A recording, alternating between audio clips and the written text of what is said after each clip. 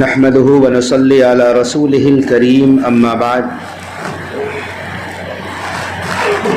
قال الله تبارك وتعالى أعوذ بالله من الشيطان الرجيم بسم الله الرحمن الرحيم قل إن كنتم تحبون الله فاتبعوني يحببكم الله ويغفر لكم ذنوبكم والله غفور رحيم وقال الله تعالى النبي أولى بالمؤمنين من أنفسهم وأزواجه أمهاتهم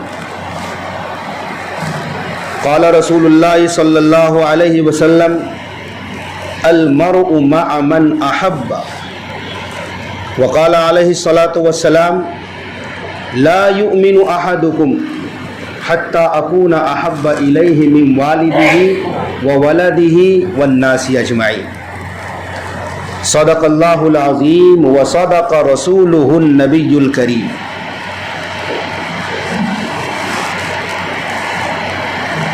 محمد کی محبت دین حق کی شرط اول ہے۔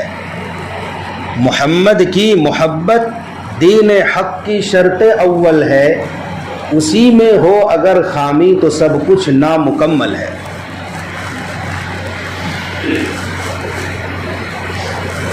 حضرات، جناب رسول اللہ صلی اللہ علیہ وسلم سے محبت کرنا یہ ہم سب کا عقیدہ اور ایمان کا حصہ ہے۔ نبی کی محبت کے بغیر ہماری نماز کسی کام کی نہیں، روزہ، حج، زکوٰۃ، کوئی بھی عبادت اگر نبی کی محبت دل میں نہیں ہے تو ساری عبادات بیکار ہے۔ یہ عبادت قبول ہی اس وقت ہوگی جب سینے میں نبی پاک صلی اللہ علیہ وسلم کی محبت، آپ کا ادب اور احترام ہوگا۔ ادب و احترام اور محمد مصطفیٰ کی محبت سینے میں نہیں ہے تو ہمارے اعمال کا وزن نہیں ہے، وہ نامقبول ہے، مردود ہے۔ وہ خود اللہ قرآن میں کہتا ہے اے میرے بندو، اگر تم مجھ سے محبت کرنا چاہتے ہو، اللہ کہہ رہا ہے اگر تم مجھ سے محبت کرنا چاہتے ہو، میرے پاس آنا چاہتے ہو، مجھے راضی کرنا چاہتے ہو، تو تمہیں محمد مصطفیٰ سے ہو کر کے گزرنا پڑے گا، ڈائریکٹ نہیں آ سکتے۔ اللہ کو ڈائریکٹ، محمد مصطفیٰ کو چھوڑ کر ڈائریکٹ رب کو ہم راضی نہیں کر سکتے۔ رب راضی ہوگا تو محمد مصطفیٰ کے طریقے سے راضی ہوگا۔ قل ان کنتم تحبون اللہ، اللہ کہہ رہا ہے اے نبی، آپ میرے بندوں سے کہہ دیجئے اگر تم اللہ سے محبت کرنا چاہتے ہو فاتبعونی، میرے ڈگر پر چلنا پڑے گا، میرے راستے پر چلنا پڑے گا، مجھے ماننا پڑے گا، میری اتباع کرنی پڑے گی۔ تو محمد مصطفیٰ کو چھوڑ کر رب تک پہنچنے کا بھی راستہ نہیں ہے۔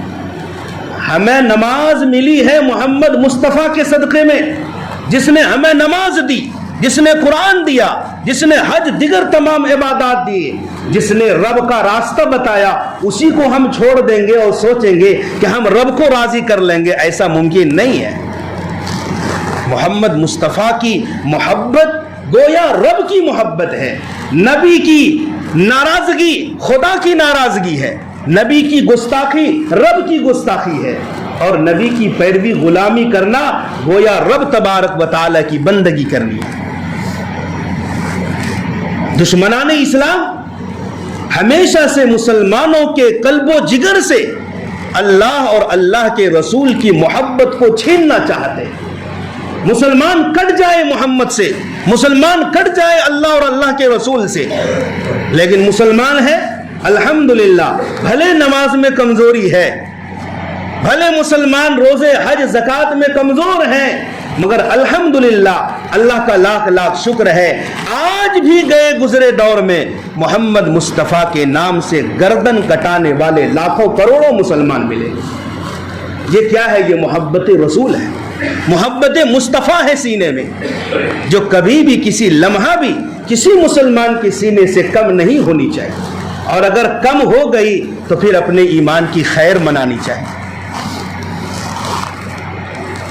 میرے عزیزوں، دوستوں، بزرگوں، ایک سوال یہ پیدا ہوتا ہے کہ امتی نبی سے کتنی محبت کرے؟ اپنے ماں باپ سے زیادہ؟ اپنے بال بچوں سے زیادہ؟ عزیز و اقارب سے زیادہ؟ کتنی محبت کرے؟ کیا اس کا کوئی پیمانہ ہے؟ ہم سب نے اپنے اپنے طریقے سے نبی کی محبت اپنے سینے میں بسائی ہے اور ہم نے خود اپنا پیمانہ بنایا ہے، لیکن محبت وہ قابل قبول ہے جس محبت کا پیمانہ نبی صلی اللہ علیہ وسلم نے ہمارے لیے بنا کر کے دیا ہے کہ ہم نبی سے کتنی محبت کریں۔ یا رسول اللہ ہم اپنے ماں باپ سے زیادہ کریں؟ آقا فرماتے نہیں، ماں باپ سے زیادہ کرنی پڑے گی، اولاد سے زیادہ، بیوی بچوں سے زیادہ کافی ہے؟ کہ نہیں اس سے بھی زیادہ کرنی پڑے گی۔ یا رسول اللہ کتنی زیادہ کرنی پڑے گی؟ آقا فرماتے ہیں اپنی جان سے زیادہ مجھ سے محبت کرو، اپنی جان سے زیادہ محبت کرو۔ اب یہاں میں دو طرح کی روایت پیش کروں گا، ایک تو وہ جو میں نے ابھی پڑھی، لا یؤمن احدکم حتی اکون احب الیہ من والدہ وولدہ والناس اجمعین، جس کے سینے میں حضور کی محبت اپنے ماں باپ سے، اپنی اولاد سے، عزیز و اقارب تمام جہان کے لوگوں سے زیادہ نہ ہو، وہ شخص اپنے آپ کو ایمان والا کہلانے کی کوشش نہ کرے۔ مومن کامل نہیں ہے وہ جس کے سینے میں حضور کی محبت اولاد سے زیادہ نہ ہو، ماں باپ سے زیادہ نہ ہو۔ بخاری شریف کی ایک روایت ہے، آقا علیہ الصلوۃ والسلام چلے جا رہے تھے، آپ کے ہاتھ میں حضرت عمر فاروق کا ہاتھ تھا، تو حضرت عمر فاروق رضی اللہ تعالیٰ عنہ نے عرض کیا، یا رسول اللہ مجھے آپ سے اتنی زیادہ محبت ہے کہ اپنی جان کے علاوہ ہر چیز سے زیادہ محبت آپ سے ہے۔ آقا نے فرمایا عمر ابھی تک تم مومن نہیں ہو، اگر اپنی جان سے زیادہ میں عزیز نہیں ہوں تو تم مومن نہیں ہو ابھی۔ تو حضرت عمر نے فوراً اپنے دل و دماغ پر ایک نظر ڈالی اور کہا کہ میری جان تو نبی پر ہر وقت قربان ہوتی ہے، یا رسول اللہ اب مجھے اپنی جان سے بھی زیادہ آپ سے محبت ہے۔ آقا نے فرمایا الآن یا عمر، اب تم مومن بن گئے۔ اپنی جان سے زیادہ، یہ پیمانہ ہے نبی کی محبت کا۔ ماں باپ کو وہ ہماری جان پر حق حاصل نہیں جو آقا کو ہماری جان پر حق حاصل ہے، یہاں تک کہ خود انسان کو اپنی جان پر وہ حق حاصل نہیں جو محمد مصطفیٰ کو ہماری جان پر حق حاصل ہے۔ قرآن صاف کہتا ہے النبی اولا بالمؤمنین من انفسہم، النبی اولا، نبی مومنین کی جان سے سب سے زیادہ قریب ہے، مومنین کی جانوں سے نبی کی قربت زیادہ ہے ہماری جان سے۔ اسی لیے خودکشی کرنا حرام ہے۔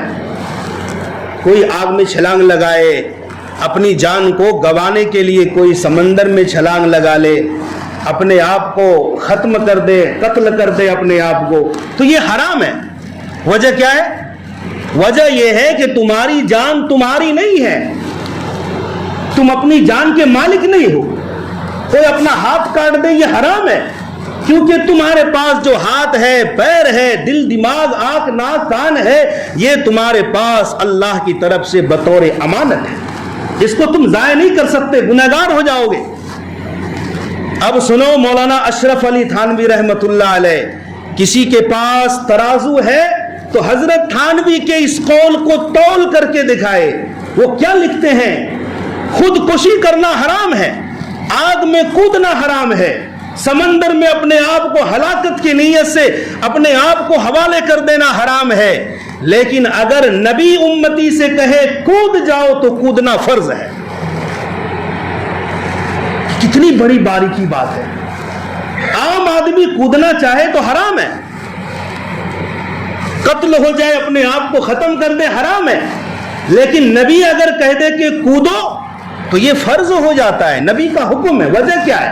وجہ یہ ہے کہ ہمیں اپنی جان پر وہ حق حاصل نہیں جو مصطفیٰ کو ہماری جان کے اوپر حق حاصل ہے۔ اتنے قریب ہیں آقا۔ نبی سے محبت سب سے زیادہ صحابہ نے کی ہے، نبی کا ادب سب سے زیادہ صحابہ نے کیا، نبی کی اطاعت فرما برداری، نبی کی غلامی سب سے زیادہ صحابہ کرام نے کی اور صحابیات نے کی، باقی امت بعد میں ہے، کیونکہ نبی کو دیکھ دیکھ کر نبی سے محبت کا جو پیمانہ تھا صحابہ کا وہ لبریز ہو چکا تھا۔ صحابہ کرام رات میں سوتے تھے، آنکھ کھلتی تھی، آقا کا خیال ذہن میں آتا تھا، صحابہ گھر چھوڑ دیتے تھے، نبی کے حجرے کے باہر راتوں رات گزار دیتے تھے کہ صبح ہوگی اور نبی نماز کے لیے نکلیں گے تو ہم نبی کا دیدار کر کے اپنے قلب و جگر کو سکون بخشیں گے۔ صحابہ کرام کی محبت کا یہ حال تھا، ہر اعتبار سے۔ غار ثور میں حضرت ابو بکر صدیق رضی اللہ عنہ اور آقا علیہ الصلاۃ والسلام جب غار ثور میں 3 دن کے لیے روپوش ہوئے تھے، دشمن آپ کے تعاقب میں ہے، تو حضرت ابو بکر صدیق نے کہا یا رسول اللہ، غار کے اندر ہو سکتا ہے کوئی موذی جانور ہو، تکلیف دہ چیز ہو، اس لیے غار کے اندر پہلے ابو بکر جائے گا، بعد میں آپ جائیں گے۔ اگر موذی جانور تکلیف دینا چاہے تو پہلے مجھے دے گا، آپ کو بعد میں۔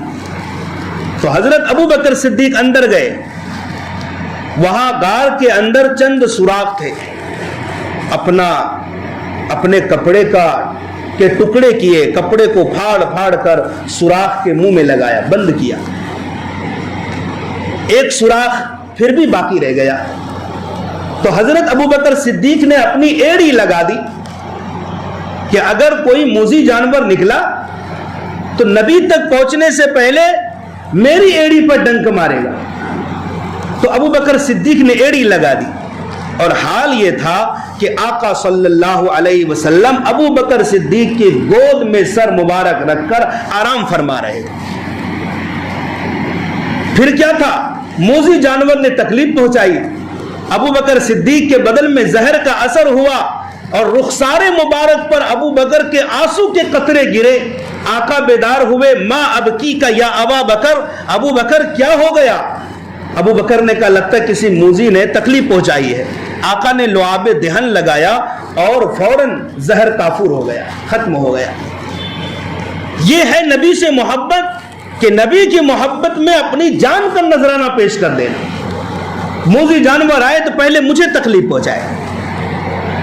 جنگ احد کا مارکہ ہو رہا تھا، کسی نے یہ افواہ پھیلا دی کہ اللہ کے نبی صلی اللہ علیہ وسلم نعوذ باللہ شہید ہو گئے ہیں، دنیا میں نہیں رہے، کسی نے افواہ پھیلا دی، اور یہ افواہ اتنی شدت سے پھیلی کہ کہاں میدان احد اور کہاں مدینہ منورہ کی بستی تھی، وہاں سے مدینے تک یہ خبر گونجی۔ ایک بوڑھی انصاریہ عورت کے کان میں جب یہ خبر پہنچی کہ نبی پاک صلی اللہ علیہ وسلم نعوذ باللہ شہید ہو گئے، اب وہ مدینہ منورہ سے لاٹھی کے سہارے سے میدان احد کی طرف چلی جا رہی۔ راستے میں کسی نے کہا، کسی سے پوچھا کہ اللہ کے نبی کیسے ہیں؟ کہا وہ تو نہیں معلوم، لیکن فلاں جگہ میں نے آپ کے شوہر کے لاش کو دیکھا ہے، وہ شہید ہو گئے۔ وہ عورت اسی طرح چلتی رہی، کسی نے کہا کہ آپ کے بھائی کی لاش فلاں جگہ پڑی ہے، کہا کہ نبی کی خبر بتاؤ، کسی نے کہا کہ آپ کے والد کی بھی لاش پڑی ہے، کہا مجھے یہ بتاؤ محمد عربی صلی اللہ علیہ وسلم کیسے ہیں؟ کہا وہ تو خیریت سے ہے، فلاں جگہ ہے۔ وہ عورت وہاں پہنچ گئی اور آپ کے قریب آ کر آپ کی چادر کا ایک کونا پکڑ کر کہا کل مصیبت بعد محمد جلل، محمد کو دیکھنے کے بعد میرے لیے ہر مصیبت آسان ہے۔ باپ مر گیا کوئی ملال نہیں، بھائی فوت ہو گیا اور شوہر شہید ہو گئے کوئی ملال نہیں، ملال اس بات کا تھا کہ محمد کیسے ہے۔ جب پتا چلا کہ خیریت سے ہیں تب دل میں سکون ہوا۔ یہ ایک صحابی کے اندر اور صحابیہ کے اندر محبت رسول پھوٹ پھوٹ کر بھری ہوئی۔ جس رات آپ ہجرت کرنے جا رہے تھے وہ رات بڑی سنگین رات، دشمنوں کا پہرا تھا، محاصرہ کیے ہوئے تھے لوگوں، کہ آپ جیسے ہی گھر سے نکلیں گے سب مل کر یک بارگی تلوار سے حملہ کر دیں گے. پکا پلان بنایا تھا. اس رات اس حجرے میں سونا قیامت سے کم نہیں تھا. لیکن آقا نے حضرت علی رضی اللہ عنہ سے فرمایا علی آج کی رات میرے بستر پر تم سو گے. اللہ اکبر کبیرہ. آج کی رات میرے بستر پر علی تم آرام کرو گے. حضرت علی سمجھ رہے تھے کہ آج قیامت کی رات ہے. آج بستر رسول پر سونا گویا کہ موت کو دعوت دینا ہے. لیکن حضرت علی نے کوئی چوچرا نہیں کیا, کوئی بہانہ بازی نہیں کی. صدق دل سے آمنا وصدقنا کہا کہ ہم سونے کے لیے تیار ہیں. اور اللہ کے نبی ہجرت کے لیے نکل پڑے. دشمنوں کو پتہ بھی نہیں چلا. صبح جب حضرت علی کو پایا تو بہت شرمندہ ہوئے. تو یہ ہے کہ دیکھ رہے ہیں کہ موت قریب ہے, لوگ ٹوٹ پڑیں گے, لوگ حملہ کریں گے. لیکن جب کسی سے محبت ہوتی ہے محبوب کی ہر ادا اور ہر بات کو ماننے میں کوئی ہچکچاہٹ نہیں ہوتی. محبوب کی بات ماننے میں دلیل نہیں مانگی جاتی کہ تم مجھے دلیل دو. محبوب نے جو کہا جیسا کہا فوراً عمل کرنا یہ اصل محبت کی علامت ہے. اور صحابہ ایسا ہی کرتے تھے, وہ دلیل نہیں مانگتے تھے. سیدنا انس رضی اللہ تعالیٰ عنہ خادم خاص ہیں. آقا علیہ الصلوۃ والسلام سے اتنی شدید محبت کرتے تھے کہ ایک مرتبہ کہتے ہیں کہ میں نے اللہ کے نبی کی دعوت کی تو میں نے دیکھا کہ نبی سالن کی ہانڈی میں سے کدو چن چن کر تناول فرما رہے ہیں, لوکی. حضرت انس کہتے ہیں وہ دن ہے اور آج کا دن ہے, مجھے کدو سے زیادہ کوئی بھی سبزی اور سالن اچھی محسوس نہیں. کدو کو اپنے دل میں سما لیا کہ اللہ کے نبی نے اس سبزی سے محبت کی ہے تو میں نے بھی محبت کر لی. محبت رسول کے لیے اتنا سب کچھ قربان کیا ہے. اسد الغابہ کے اندر حضرت سعد اسود رضی اللہ عنہ کا واقعہ نقل کیا ہے. یہ بہت زیادہ کالے کلوٹے صحابی تھے, ظاہری حسن نہیں تھا. اسی لیے مدینہ منورہ میں کسی نے اپنی لڑکی دینا پسند نہیں کیا. ہر قبیلے میں اپنا پیغام بھیجا, رشتہ بھیجا, ہر جگہ سے مایوسی. ایک دن پیارے حبیب صلی اللہ علیہ وسلم کے پاس آئے, یا رسول اللہ میں اتنا کالا ہوں, کلوٹا ہوں, کیا میری بدصورتی مجھے جنت میں جانے سے روک دے گی؟ آقا نے فرمایا ہرگز نہیں. اگر تم اللہ پر, اللہ کے رسول پر ایمان لا چکے ہو تو تمہاری بدصورتی اللہ کے یہاں جنت میں جانے سے نہیں روک سکتی. محبت کا مدار حسن پر نہیں ہے, وہ تو سیرت کے اوپر ہے, دل کے اوپر ہے. دل کتنا صاف ہے. سعد اسود رضی اللہ عنہ نے کلمہ پڑھ کر اپنے ایمان کو ثابت کیا اور پھر اپنا دکھڑا سنایا. یا رسول اللہ مدینے میں ہر قبیلے اور ہر گھرانے میں نے پیغام بھیجا, ہر جگہ سے انکار, کوئی اپنی لڑکی دینا نہیں چاہتا. آقا علیہ السلام نے فرمایا ایسی بات ہے, مدینہ منورہ میں جو سب سے معزز گھرانہ ہے عمرو ابن وہب ثقفی, اس کی جو سب سے سمجھدار پڑھی لکھی لڑکی ہے, اس حسین لڑکی سے میں نے تمہارا نکاح کر دیا. یہاں بھی وہی بات ہے, باپ کو اپنی بیٹی پر وہ حق حاصل نہیں جو نبی کو اس بیٹی پر حق حاصل ہے. ہاں, باپ کو وہ حق حاصل نہیں جو ایک امتی پر نبی کو حق حاصل ہے. نبی جس کا نکاح جس سے کرانا چاہے یہ نبی کے اختیار میں تھا. کا جاؤ پیغام لے کر. حضرت سعد رضی اللہ تعالیٰ عنہ بڑی امید کے ساتھ عمرو ابن وہب ثقفی کے گھر پر گئے, نبی کا پیغام سنایا. ماں باپ نے ڈانٹ دیا, اتنے بدصورت شخص سے میں اپنی حسین و جمیل لڑکی کا نکاح نہیں کر سکتا, چلے جاؤ. پسے پردہ لڑکی سن رہی تھی. جب سعد اسود رضی اللہ عنہ واپس ہوئے تو لڑکی نے اپنے ماں باپ سے کہا آپ نے کیا کیا؟ آپ نے رسول کے قاصد کو ٹھکرا دیا، کہیں آپ کے خلاف قرآن کی کوئی آیت نازل نہ ہو جائے، کوئی عتاب نہ ہو جائے۔ آپ فوراً جا کر نبی کی مجلس میں جائیے اور نبی سے معافی مانگیے، مجھے وہ رشتہ منظور ہے، میں صورت نہیں دیکھتی، جس نے بھیجا ہے میں ان کو دیکھ رہی ہوں۔ ایک لڑکی بھی محبت رسول کو سمجھ رہی ہے۔ پھر عمرو ابن وہب اللہ کے نبی کی خدمت میں آئے، بہت شرمندہ ہوئے، آقا علیہ السلام نے معاف کر دیا۔ پھر آگے چل کر ایک واقعہ ہے حضرت سعد اسود کا۔ تو لڑکی ہو کر کے اتنا ادب کیا ہے امت کے لوگوں نے۔ ایک بادشاہ گزرا ہے، بادشاہ ناصر الدین محمود، اس بادشاہ کا ایک وزیر تھا، اس کا نام تھا محمد۔ تو کبھی بھی کچھ ضرورت پڑتی پکارنا رہتا تو محمد کہہ کے پکارتے بادشاہ۔ ایک دن ایسا ہوا کہ اس وزیر کو محمد کہہ کے نہیں پکارا، تاج الدین کہہ کے پکارا، جو اس کا دوسرا نام تھا۔ جب تاج الدین کہہ کے پکارا تو وزیر نے سوچا لگتا ہے بادشاہ مجھ سے ناراض ہے، آج میرا اصلی نام محمد نہیں لیا، تاج الدین کہہ کے پکارا، تو وہ گھر چلا گیا۔ 3 دن تک نہیں آیا، بادشاہ نے اس کو بلوایا، کیا بات ہے 3 دن سے آتے نہیں؟ کہا بادشاہ صاحب آپ نے میرا نام محمد کی جگہ تاج الدین لیا تھا، تو میں نے سوچا کہ آپ کے دل میں میری طرف سے کچھ بات آ گئی۔ کہا بات وہ نہیں تھی، بات یہ تھا کہ جس دن میں نے تجھے محمد کہہ کے نہیں پکارا اس دن میرا وضو نہیں تھا، اور میں محمد کا مقدس نام بے وضو لینا مناسب نہیں سمجھا۔ سبحان اللہ، کیا عشق ہے، کیا محبت ہے اس نام سے۔ اس کا مطلب بادشاہ کتنا نیک دل ہوگا کہ جب بھی محمد کہتا ہوگا وہ باوضو رہتا ہوگا، اور اس دن بغیر وضو کے تھا تو محمد نام نہیں لیا، تاج الدین کہہ دیا۔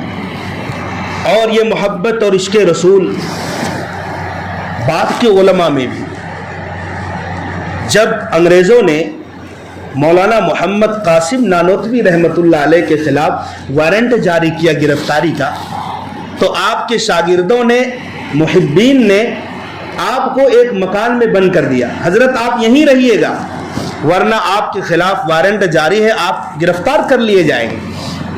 حضرت اس مکان میں رہے، 3 دن کے بعد آپ زبردستی باہر نکل گئے۔ لوگوں نے کہا حضرت ابھی بھی وارنٹ آپ کے نام پر ہے، آپ جلدی سے اندر چلے جائیے۔ کہا اب مجھ سے نہیں ہو سکتا۔ کہا کیوں؟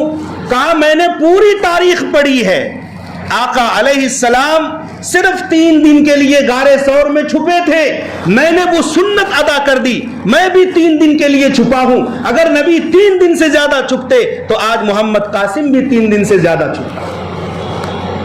یہ ہے اللہ کے نبی کے نام کا ادب اور اللہ کے نبی کی اطاعت، کہ معمولی چیزوں میں بھی جہاں ضروری بھی نہیں تھا وہاں بھی ادب کر کے دکھایا ہے اور محبت کر کے دکھایا ہے۔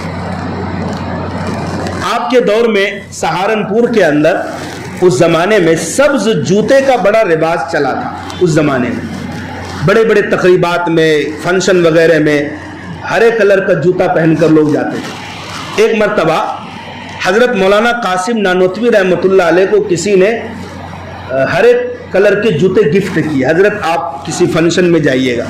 آپ نے تا زندگی تا حیات اس جوتے کو نہیں استعمال کیا۔ شاگردوں نے کہا حضرت کیوں؟ کہا کہ میرے آقا صلی اللہ علیہ وسلم کے روضے کے اوپر جو گنبد ہے اس گنبد کا کلر ہرا ہے، تو مجھے حیا آتی ہے کہ میں اپنے حبیب کے گنبد کے کلر جیسے جوتے کو اپنے پیر میں استعمال کروں۔ اتنی حیا تھی ہمارے اکابر میں، اللہ اکبر۔ ایک مرتبہ مولانا رشید احمد گنگوئی رحمۃ اللہ علیہ کے پاس کسی نے مدینہ منورہ سے کپڑے لا کر گفٹ کیے، تو کسی نے کہا حضرت یہ کپڑا تو باہر ملک کا ہے، مدینہ منورہ کا بنا ہوا نہیں ہے یہ۔ کہا وہ مجھے بھی معلوم ہے، لیکن میں اس لیے اس کو آنکھوں سے لگاتا ہوں، تعظیم کرتا ہوں کہ اس کپڑے کو میرے مصطفیٰ کے شہر مدینہ منورہ کی ہوا تو لگی ہے، مدینے میں چلنے والی مقدس ہوا سے تو یہ کپڑے ٹکرایا ہے، اس لیے میں ادب کرتا ہوں۔ میرے بھائیو، دوستو، بزرگوں، اللہ کے رسول صلی اللہ علیہ وسلم کے ادب کے بغیر، آپ کی اطاعت کے بغیر اور آپ سے محبت کے بغیر دین کچھ نام ہی نہیں رہ جاتا ہے۔ ادب کا مقام یہ ہے کہ ادب میں بولا نہیں جاتا ہے۔ شیطان ابلیس نے وہی غلطی کی تھی، کہا کہ سب کے سب آدم کے لیے سجدے میں جھک جاؤ۔ سارے فرشتے جھک گئے، وہ با ادب تھے، فرشتوں نے کوئی جواب نہیں دیا، سب کے سب سجدے میں چلے گئے۔ عقل کس نے لڑائی؟ عقل ابلیس نے لڑائی۔ میں آدم کو سجدہ کروں، میں آدم سے بہتر ہوں، آپ نے مجھے آگ سے پیدا کیا اور آگ کی علامت اوپر کو اٹھتی ہے، اور آپ نے اس کو مٹی سے بنایا اور مٹی کی خاصیت ہے نیچے جانا، میں آدم کو کیسے سجدہ کروں؟ انا خیر منہ، میں آدم سے بہتر ہوں۔ وہاں شیطان نے عقل لڑائی، اپنا علم دکھلایا اور اللہ سے مقابلہ کیا۔ اللہ نے کیا کیا؟ بے ایمان کر دیا، مردود کر دیا اور اپنے دربار سے دھتکار دیا، کیونکہ علم تھا، عقل تھی، مگر ادب نہیں تھا۔ آدم نبی تھے، آدم کا ادب نہیں کیا، وہاں فرشتے تھے جو سب کے سب با ادب تھے۔ اس لیے اعمال میں کمزوری ہوتی ہے، ہو سکتی ہے، محبت میں کمزوری نہ ہو۔ ایک دیہاتی آیا، سنو، اور کہا یا رسول اللہ قیامت کب آئے گی؟ قیامت کب آئے گی؟ آقا نے پوچھا اچھا قیامت کے بارے میں پوچھ رہے ہو، کچھ تیاری بھی کیے؟ کہا یا رسول اللہ میں نے بہت زیادہ نمازیں تو نہیں پڑھی، بہت زیادہ روزے تو نہیں رکھے، بہت زیادہ نوافل تو نہیں ہے، لیکن ہاں ایک بات ہے کہ مجھے آپ سے بے پناہ محبت ہے۔ نماز روزہ تو زیادہ نہیں کیا ہوں، لیکن محبت آپ سے بے پناہ ہے۔ آقا علیہ السلام نے وہ تاریخی جملہ کہا، اچھا یہ بات ہے تو سنو، المرء مع من احب، جب قیامت قائم ہوگی تو ہر شخص اس کے ساتھ ہوگا جس سے اس کو محبت ہے۔